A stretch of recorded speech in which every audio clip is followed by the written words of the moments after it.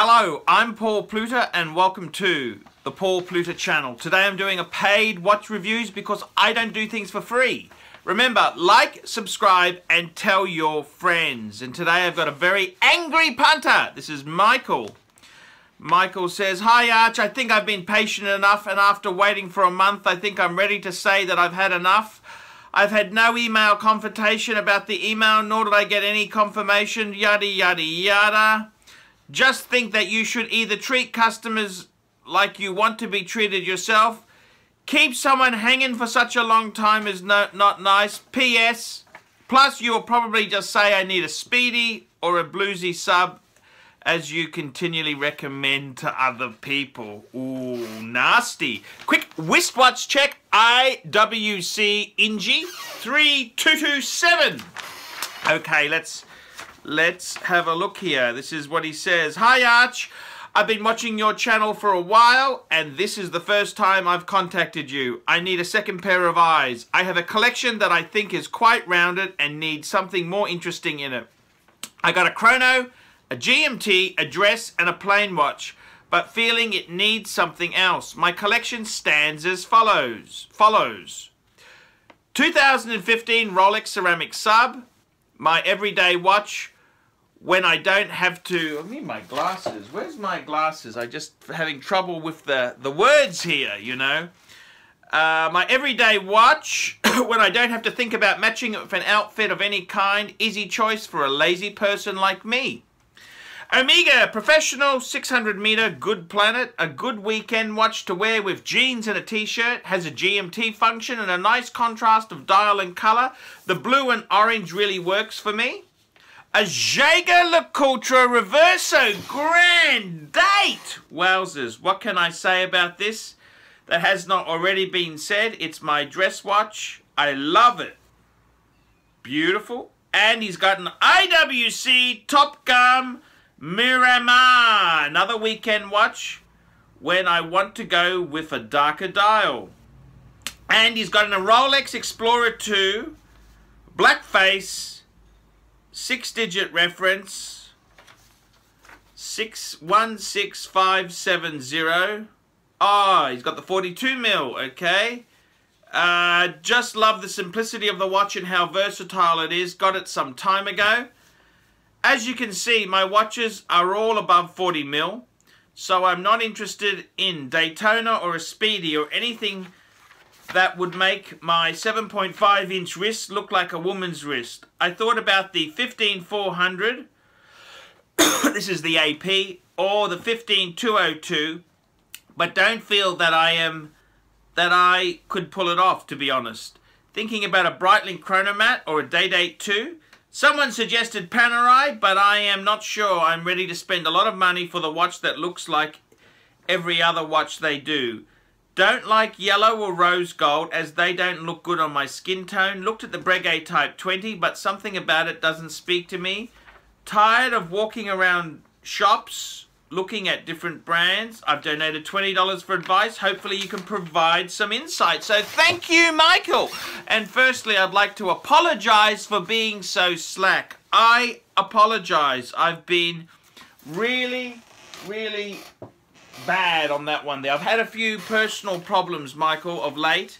And I do apologize indeed. So let's just recap this guy's collection. So he's got a 2015 ceramic Submariner, beautiful steel. He doesn't tell me whether it's date or no date, but that doesn't really matter.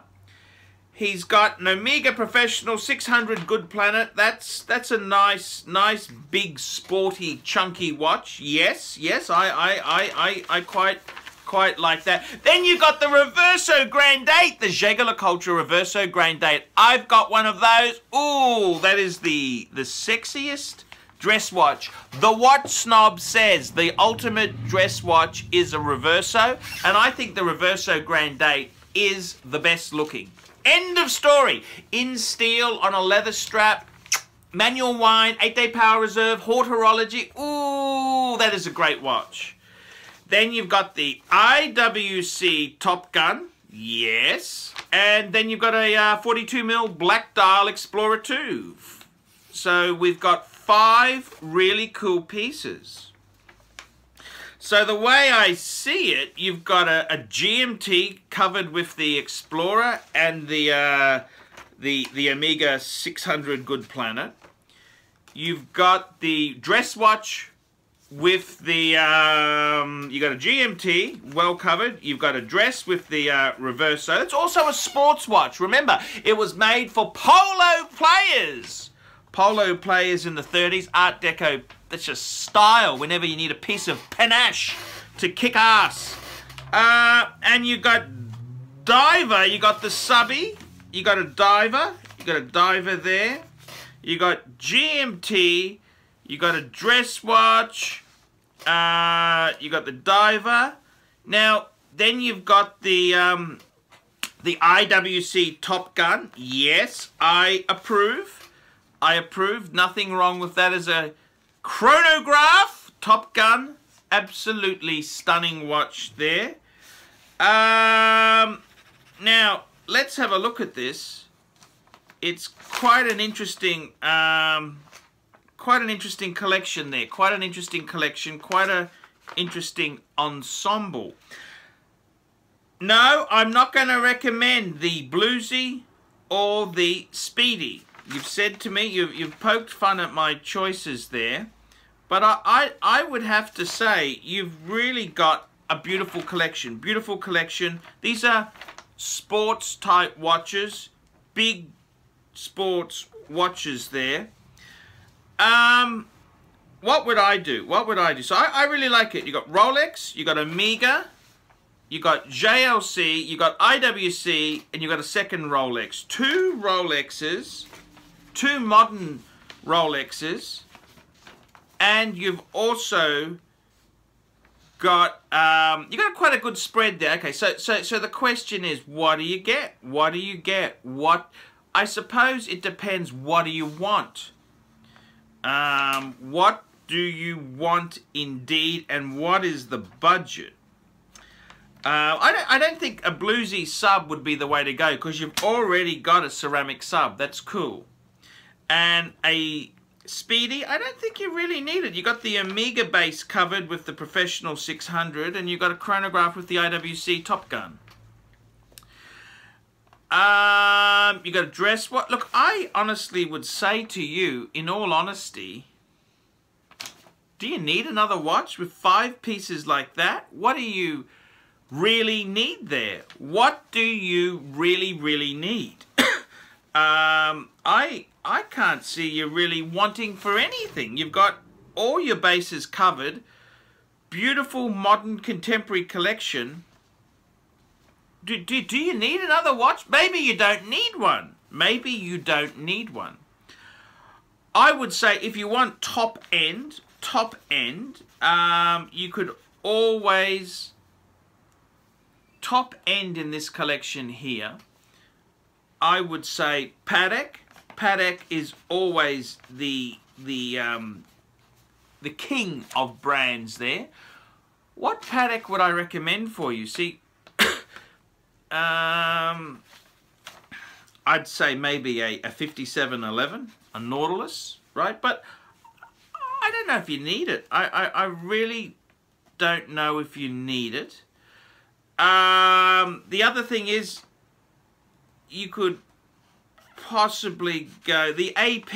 Now, you've said there, I thought about the 15400 or the 15202. So that's the AP Royal Oak. But you don't think you can pull it off. Yeah, that Gerald Gentry design, they are delicate. You know what I would say? An AP Royal Oak offshore, like a chronograph, an offshore chronograph. Maybe that could be the way. If the AP, the traditional AP is too conservative, why not go for the Royal Oak offshore chronograph? That would be, you could, yeah, I don't think you need a diver. I'd go the chrono. That could be. Vacheron, you could go for a VC Overseas. Now that is a cool watch. The new ones have the bracelet integrated with that cross, which is, I think, is a really good look. That's something you could do there. I think that could certainly be the way. I tell you what else would be interesting to add here. How about the new Sky Dweller? You know, the steel Sky Dweller with the white gold bezel. And they do that in that sexy blue dial. Maybe that. So we would put down a Sky Dweller. I reckon the Sky Dweller, because you're not really into gold. I wouldn't go two-tone. Don't go two-tone. And solid gold, that's not really your cup of tea, as I think you pointed that out.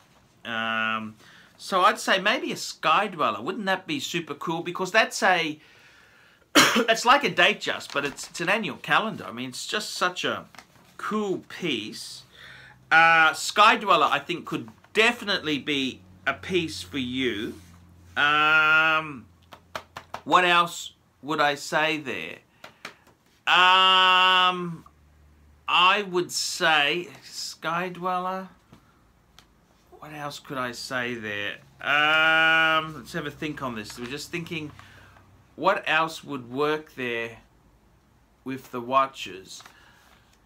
Breitling or Panerai? I think if you're not a Breitling fan, you either love Breitling or you hate it. I like the PAM 111. Just simple manual wind Panerai with the sub-second at 9. I think that's a cool piece. That's what I like, but I don't want to enforce that on you. I would say the Breitling, I don't think you need a Breitling. Your collection, you've got the IWC, you've got a really good spread of watches. I don't see it. I think Sky Dweller would be cool, or maybe Datejust 2. That's a big. I think the underlying theme here is you like big masculine watches. I reckon a Datejust 2, steel with white gold bezel, absolutely superb. That's because that'll give you a dressy business. It's not a.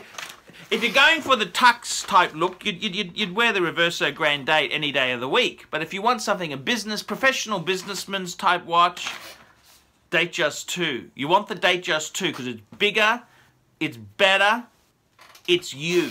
So I reckon that's what I'd say. And look, there's no Speedy or a Bluesy involved here, because the reason why I wouldn't recommend a Bluesy to you is you've already got the sub. You got the Submariner ceramic. You don't need a Bluesy. And the Speedy, I don't see it in your collection. I'm sorry. I really don't see that in your collection. So there you go. That's a bit of advice. That's a bit of advice there. I reckon Sky Dweller or Datejust 2.